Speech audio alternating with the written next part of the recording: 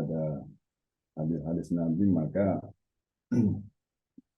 kita akan menemukan misalnya penegasan dari Nabi, khairun nas qarni tsummal ladzina yalunahum tsummal ladzina yalunahum. Jadi sebaik-baiknya umat manusia adalah orang-orang yang semasa dengan Nabi, yaitu para sahabat. Lalu orang yang setelahnya atau tabi'in, dan orang-orang yang setelahnya atau tabi'in. Tentu saja ini pendapat mayoritas. Tetapi bukan berarti kemudian umat selain dari tiga kurun ini adalah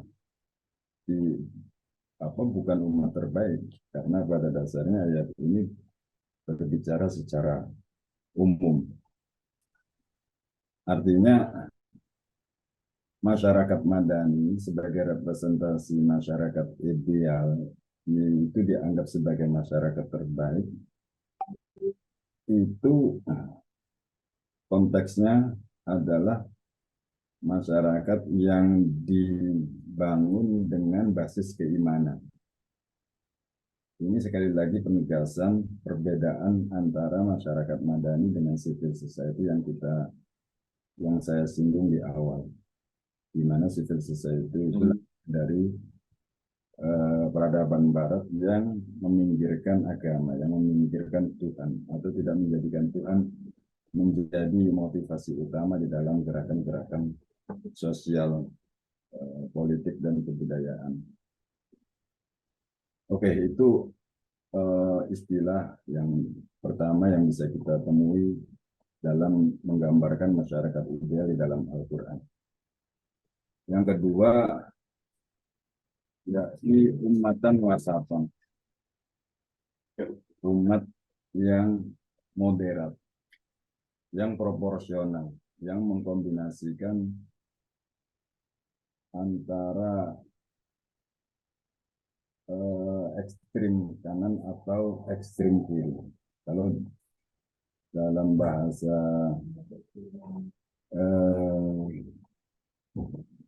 Wahbah Az-Zuhaili itu di dalam tafsir Munirnya, bahwa maksud dari ummatan wasatan ini berlaku untuk semua. Artinya sifat atau sikap moderat ini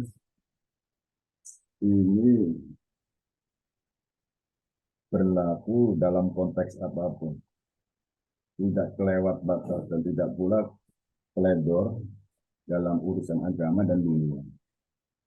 Artinya mereka tidak punya sikap berlebih-lebihan dalam agama, tetapi juga tidak lalai menunaikan kewajiban-kewajiban mereka. Jadi kalau istilahnya Syekh Wahbah itu menggambarkan mereka itu bukanlah seperti orang-orang materialis, seperti orang-orang Yahudi atau orang-orang musyrik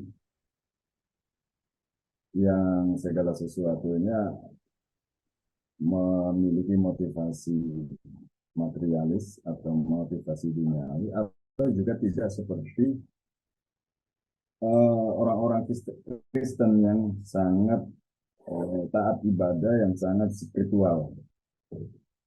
Maka umat wasatun di sini adalah orang Islam yang tidak berlebih-lebihan di dalam urusan material sebagaimana orang Yahudi, dan juga tidak berlebih-lebihan di dalam urusan agama sebagaimana orang Kristen.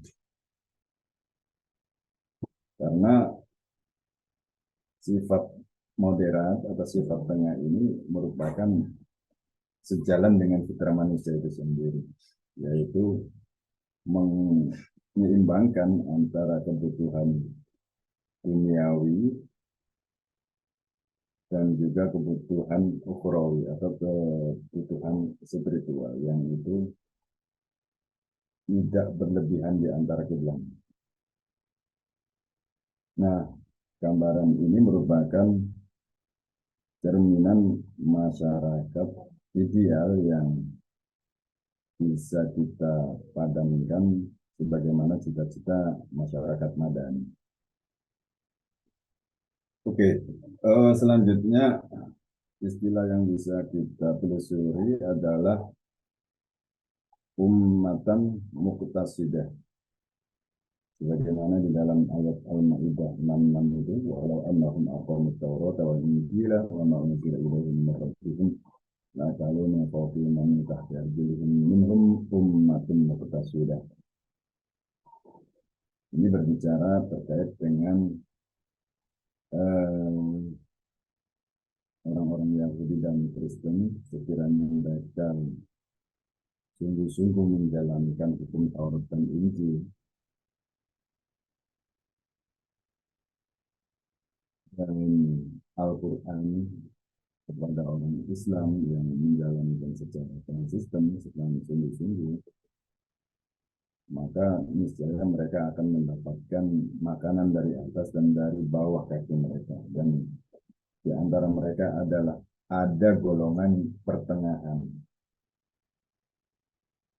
Jadi saya ingin menegaskan saja terkait dengan perbedaan antara ummatan wasatan dan ummatan muqtasidah yang secara makna hampir mirip meskipun menggunakan redaksi yang beda, tetapi uh, ummah muqtasidah ini lebih spesifik karena dikhususkan atau audiensnya, objeknya itu, modulnya hanya kepada komunitas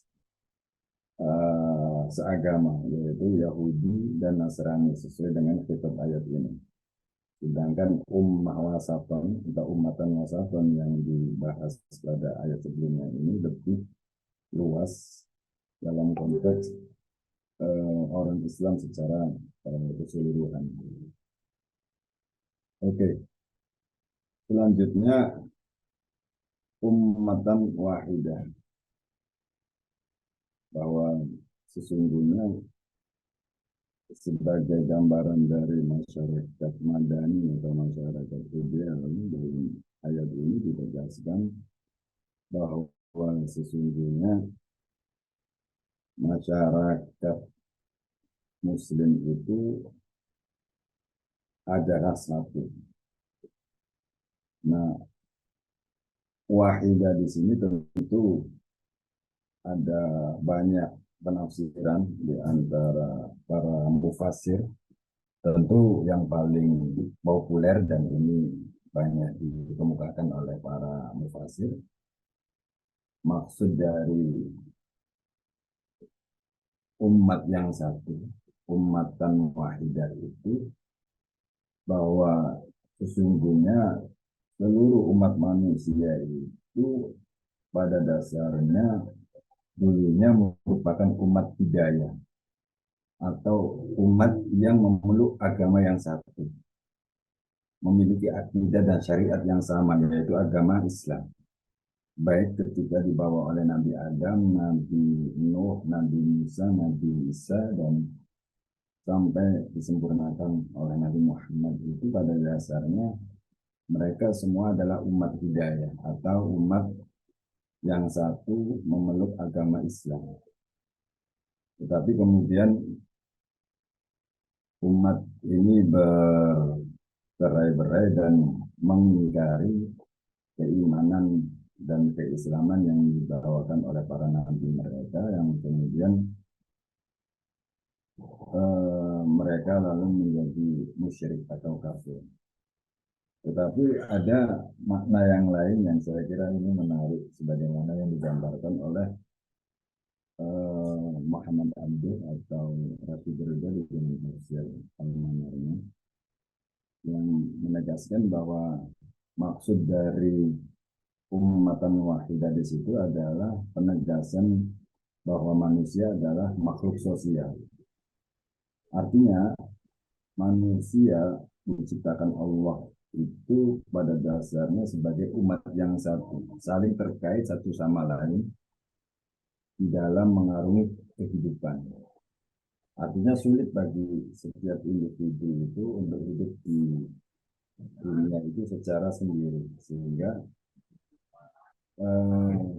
Allah menafsirkan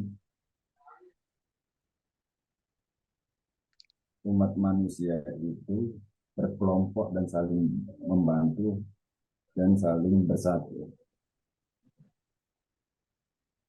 Dan ini sebagaimana istilah al-insani madaniyatin ini menegaskan bahwa ayat ini Rasul Beriman menegaskan bahwa manusia diciptakan dengan memiliki kecenderungan untuk hidup secara kolektif, hidup secara sosial, hidup secara berkelompok. Dan tentu karena kehidupan berkelompok atau kehidupan bersosial itu memiliki potensi timbulnya sebuah persaingan, perselisihan, maka Rasul, para nabi itu diutus itu berfungsi untuk menengahi pertikaian di antara manusia untuk memimpin ke jalan kebenaran. Dan kita tahu bahwa ada 124 ribuan nabi yang tidak disebutkan di dalam Al-Quran yang diturunkan oleh Allah semata-mata untuk menegaskan kembali bahwa sesungguhnya pada dasarnya umat yang diciptakan Allah itu adalah satu dalam pengertian mereka adalah makhluk sosial. Saya kira pemaknaan ini menarik ya, karena berbeda dengan pemaknaan para mufasir secara umum. Dan tentu itu gambaran umum terkait dengan